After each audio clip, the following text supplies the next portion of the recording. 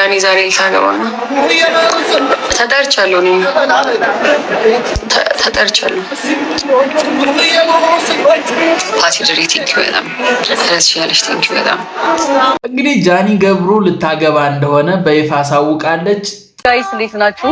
ነገ የደስታ ቀን ነውና ሁላችሁም የኔ ደስታ ተካፋይ መሆን ከፈለጋችሁ ቀን 9 ሰዓት ላይ ላይቭ ገባለሁ።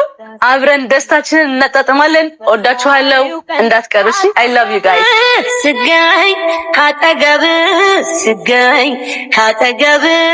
ስገኝ አንዴ ሳቅ አንዴ እምባ ደሳለኝ በካባ ሳየ የኔ አበባ። ጥያቄው ማንን ነው የምታገባው ነው። የአዶናይ አካውንት የጠፋ ብላችሁ ለተጨናነቃችሁ ሰዎች እውነታችሁ ነው። አካውንቴ አሁን የለም፣ ልታገኙት አትችሉም። ሜቢ ብታገኙት ቪዲዮዎቼ እንዳለ በአጠቃላይ ጠፍቷል።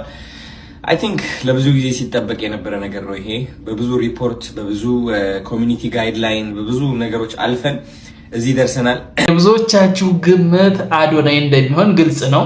እኔን ጨምሮ ብዙ ሰዎች ሊያስቡት የሚችለው አዶናይ ጋር ቀለበት ሊያስሩ እንደሆነ ነው። ነገር ግን ዛሬ 9 ሰዓት ላይ ጋብቻዋ ኦር የቀለበት ስነ ስርዓት እንደምታካሄድ ነው የገለጸችው።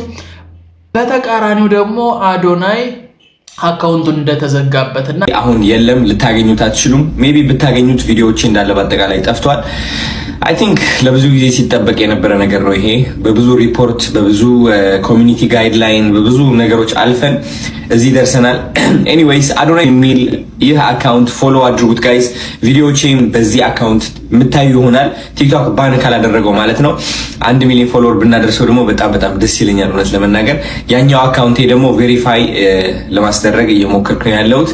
ከዛ በኋላ ከዚህ ሁሉ ችግር እንድንገላገል ባን እንደሚደረግበት ማስጠንቀቂያ ስለደረሰው አካውንቱን ኦልሬዲ አጥፍቶ አዲስ አካውንት ከፍቶ ወደ ዲላን ፔጅ እና ወደ ቲክቶክ ዘመቻ ጀምሯል። ቬሪፋይ ማድረግ አለብኝ የሚል ትልቅ ግባን አንተም ብሎ ዛሬ ሁሉንም የሶሻል ሚዲያ ፎሎወሩን እየጠየቀ ነው የሚገኘው።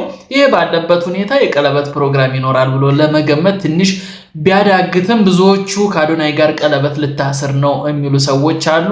ምክንያቱም ከተለያዩ በጣም ትንሽ ጊዜ ነው። እንደ ንግግራቸው ከሆነ ከ1 ሳምንት ከ2 ሳምንት በላይ አይዘልም። በዚህ ቅጽበት ከሌላ ወንድ ጋር ተዋውቃ ቀለበት ልታስር አትችልም። ከአዶናይ ጋራ የሆነ መስመር ሊይዙ ነው የሚሉ ሰዎች አሉ። እንግዲህ ዛሬ 9 ሰዓት ላይ የምናየው ይሆናል።